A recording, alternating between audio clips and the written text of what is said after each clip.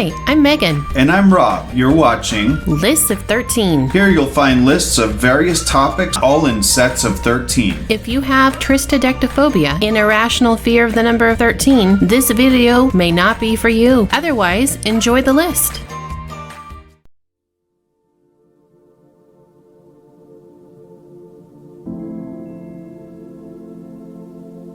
Today, we will be talking about More horrible cars. Last time we came at you with a list like this, we were talking about Chryslers. Today, we bring you 13 horrible vehicles with General Motors nameplates. Number 1, Cadillac Cimarron. It's called an entry-level luxury car that was manufactured by General Motors for model years 1982 to 1988. It was meant to compete with cars like the BMW 3 Series. It didn't. Basically, it was a Chevy Cavalier that had slightly more fancy seats and grille. The Cimarron was the first Cadillac with a 4-cylinder engine since 1914. This car is referred to as one of the most controversial examples of rebranding in the American automotive industry. Customers are paying for a Cadillac and getting a frumpy Cavalier. The problems with the Cimarron started with the pitiful 88 horsepower 2-liter 4-cylinder engine. In the beginning, you had a car with almost no acceleration, and if you kept the car long enough, chances are that it would die of a blown head gasket. Starting in 1986, you could get a 2.8-liter V6, which only produced 125 horsepower. These cars often had problems with window motors, transmission cooler issues, check engine light because of gas cap failure, serpentine belt tension failure, leaking water pump, power steering pump leaks, and spun bearings, especially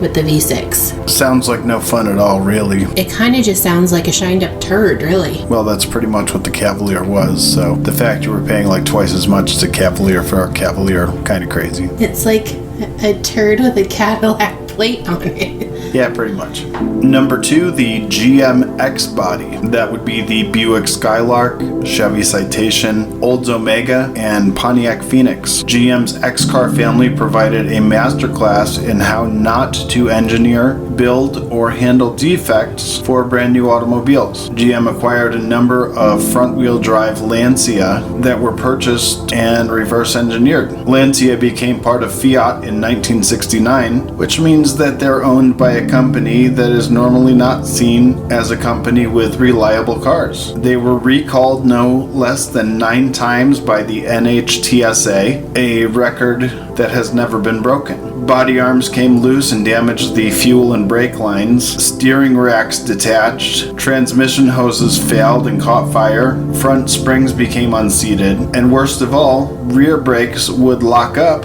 and sometimes caused spinouts in sudden stops or on wet roads. These losses of control were sometimes fatal. These sound terrible. Yeah, and they I really just were. recently learned about body arms and how that means the car just doesn't go anywhere if those break. But really what I kind of picture is, you know, in the movies where the kids are in like some pieced together cardboard car on wheels. Right. It sounds like that might have been more reliable than this. Very true. Number 3, the Chevy Vega. On October 3rd, 1968, at the opening of the new General Motors building in Manhattan, Chairman Jim Roche broke with GM tradition. He talked about future product. In 2 years, he said GM would introduce a revolutionary small car that would weigh less than a ton, cost less than the Volkswagen Beetle, use an advanced aluminum engine, and would be built with the most automated assembly process ever developed. But all we got was the Vega. According to John DeLorean's authorized, then unauthorized biography, on a clear day you can see General Motors when GM's corporate engineering staff delivered its first prototype to Chevrolet, and it lasted 8 miles at GM's Milford proving ground before the front end separated from the rest of the car. That was only one of the problems Chevy found. Of paramount concern was the prototype's engine. Chevy had developed a low-cost, short-stroke, iron block engine, but Ed Cole, executive vice president of GM's operating staff, was intent on using aluminum, a choice traditionally ruled out for inexpensive cars because of the need for expensive iron cylinder sleeves. Reynolds Metals had developed an aluminum alloy that would allow sleeveless cylinders with iron-coated aluminum pistons. The engine used a long stroke for emissions and was topped with an iron head, and the result, according to DeLorean, was tall, top-heavy, and more expensive than Chevy's engine. They stuck with the aluminum engine, and customers would head back to the dealership complaining about oil consumption. This was mainly due to poor valve stem seals, which had hardened, thus falling off and causing oil leakage past the valves and into the combustion chamber. Chevy's aluminum, silicon black engine repair was deemed impossible. General Motors' effort to amend the condition was also regarded as too late, therefore engines had to be thrown out. It's kind of crazy. I had actually seen this documentary at one point, and they showed these engines that came out of the Vegas, and they were just like blobs of melted aluminum. It was crazy. I mean, that seems like that would be a safety concern if you have a car that's leaking oil and then it's too top heavy with iron sitting on top of aluminum. You get in a front end crash and you're likely to have the whole car blow up and melt around you. Yeah, possibly. It's a mess. Number 4, the Pontiac Aztec. When I look at this monstrosity, the first thing I see is ugly. Even if the car was mechanically great, the looks would be enough to stay away from it. But mechanically, it was a bit of a nightmare. Some of the mechanical woes that you may be faced with having an Aztec are transmission pressure control solenoid failure, intake manifold gaskets leaking coolant or engine oil, power windows that may not work due to faulty body control module, other faulty wiring issues including fire, check engine lights due to gas cap issues, leaking water pump may cause coolant loss and overheating, AC condenser developing refrigerant leaks, oil pump drive O-rings leaking oil from the rear of the engine, and corrosion at ignition coil towers. Well, it sounds like a hideous piece of junk. Yeah, pretty much. Number 5, 1982 to 1985 Chevy Camaro Sport Coupe. This was no ordinary Camaro. This was a Camaro with a very rare engine option. The engine was called the Iron Duke. What was so special about the engine? It had a displacement of 2.5 liters or 150.8 cubic inches. It produced a whopping 83 horsepower from 4 cylinders. The 0 to 60 time is 22 seconds, so more than third of a minute. The Sport Coupe was designed for fuel efficiency. In other words, the government made demands that car companies needed to raise the average MPG across all their cars. One way to do this is take the base model of a performance car and put an anemic and even embarrassing engine that doesn't even produce 100 horsepower. As a reminder, 83 to be exact. This engine was pretty reliable and used in applications like the 4-cylinder 80s Pontiac Grand Am, Chevy S10, GMC S15, Buick Century, Pontiac 6000, and many AMC applications, and the legendary 1987 to 1994 Grumman LLV, still used for postal delivery today. The reason this car is on the list because of a Camaro taking almost half a minute to 60 is an abomination. The smallest engine I feel was appropriate at the time was a 3.8 liter V6. And I mean, seriously, if we look at the 4-cylinder Camaros of today, you're talking about a lot more than 83 horsepower. I believe there's a turbocharger in that particular 4-cylinder, and they actually have pretty reasonable acceleration, and they're just not a wimpy car like this one was. But for a Camaro, anything more than 10 seconds is really ridiculous for a 0 to 60 time. Right, and I had a Pontiac Grand Am, and although I didn't feel it was necessarily slow, the fact that it and a mail delivery vehicle can compete with a Camaro is just sad. True story. I mean, that literally means that you could have the mail truck race the Camaro and either of them could win. Right. Well, the thing is, too, the mail trucks have all aluminum bodies, so they're probably lighter than the Camaro. So if it wasn't loaded with mail, I mean, probably the mail truck would win. Can you imagine owning a Camaro and losing to a mail truck? I'd probably just get out of the car and lay down on the road and die. Number 6. Anything with an Oldsmobile Diesel engine. In 1975, Congress passed the Energy Policy and Conservation Act, which resulted in CAFE, corporate average fuel economy.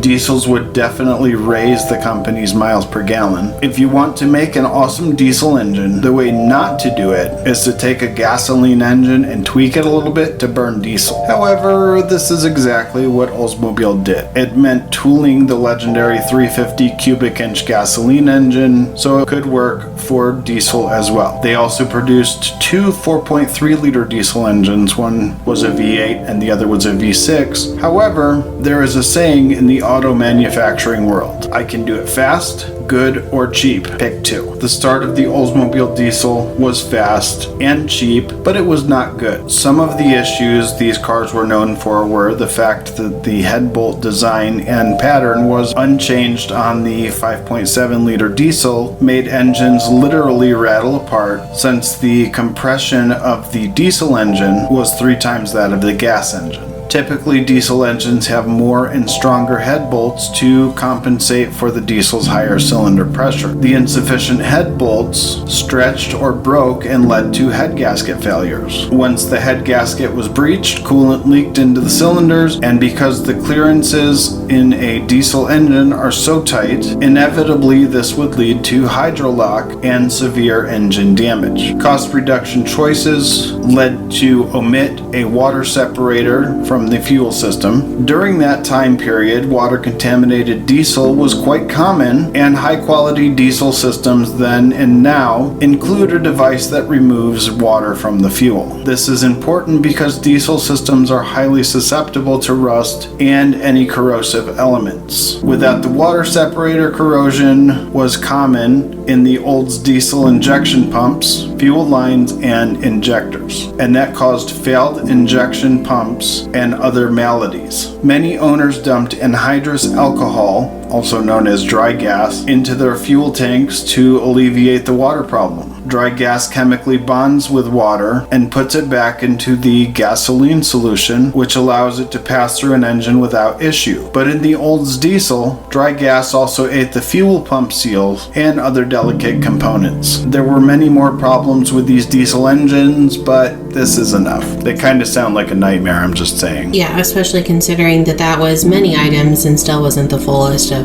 all of its problems. Right. Number 7. Cadillac V864. The system theoretically worked via solenoid deactivation of rocker arms on 2 or 4 of the engine cylinders, but it never worked so well in the real world. Technology wasn't refined enough for what it was supposed to do. Engines need all 8 cylinders when you stomp on the throttle for myriad situations, but cruising down the highway or idling through a parking lot, you don't need all 8. Maybe you only need 4. That was the idea. To control whether the 2 or 4 cylinders could be deactivated when a computer sensed there was no load on the engine. Think of the gasoline it would save. Initially, the 468 worked as promised. The computer command module was great, well, until it wasn't. Let's say one day you need all 8, you step on the gas, you feel like a frickin' sloth. That happened over and over again with these cars.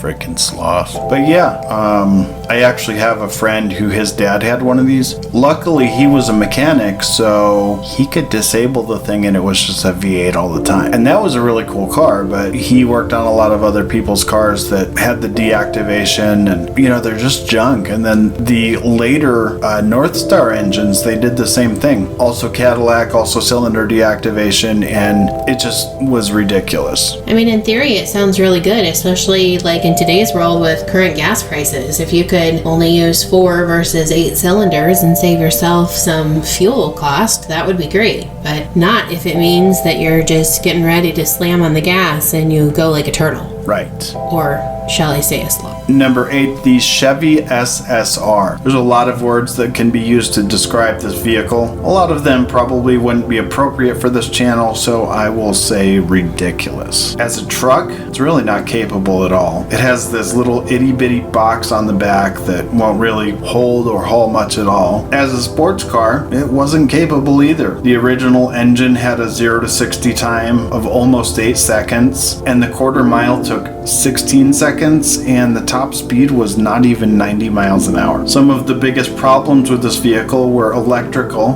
different wiring problems, latches, locks, and the structural integrity of the vehicle was really not great.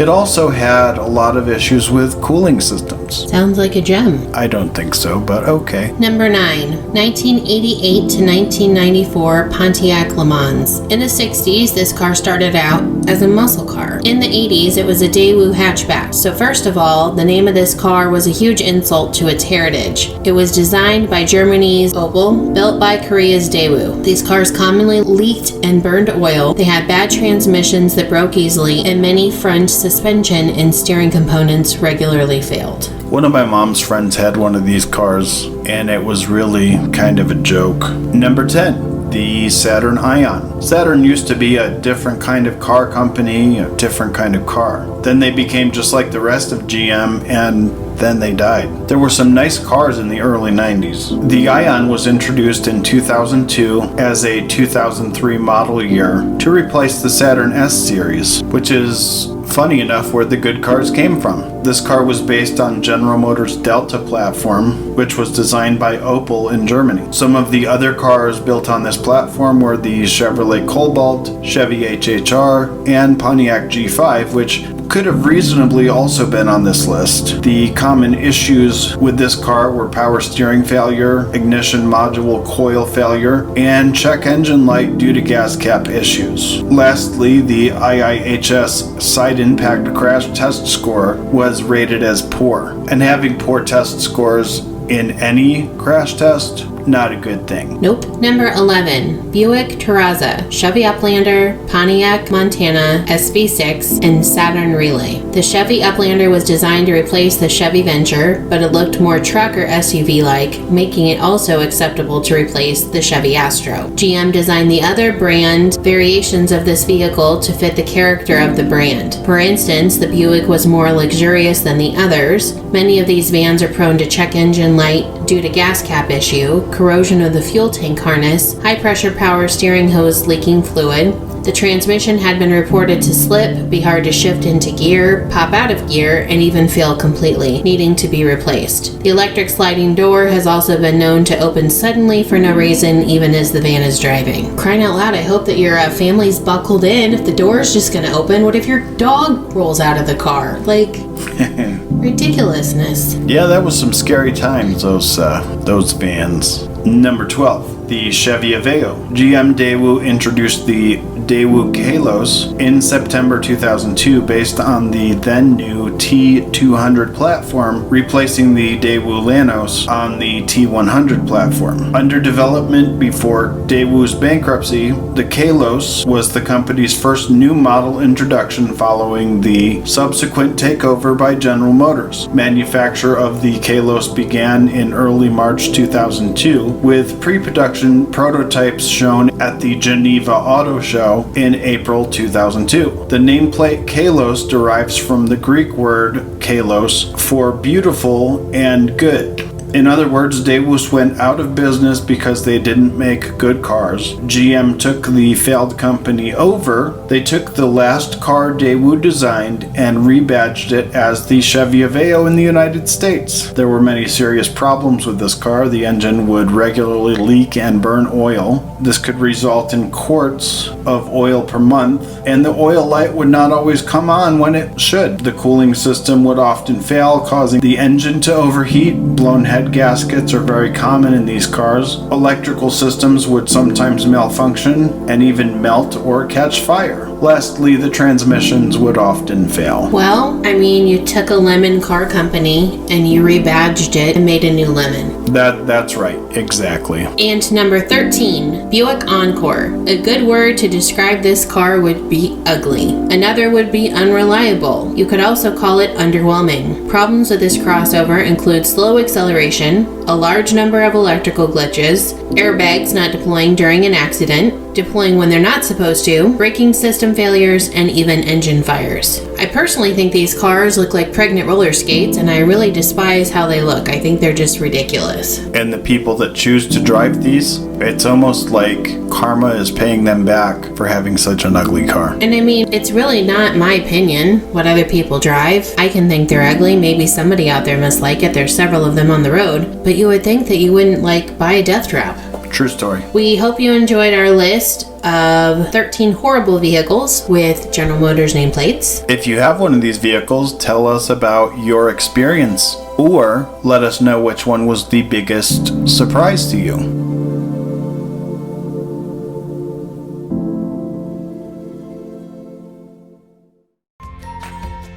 Thanks again for watching. If you liked this video, give it a thumbs up. And if you're not subscribed, go ahead and subscribe to get notified when we post new videos. After subscribing, ring the bell on YouTube or click follow next to our name on Facebook, then click edit settings. Choose how often you'd like to be notified of new videos. We hope you choose all videos. After that, tell all your friends. We hope you enjoy your day and keep being kind to one another.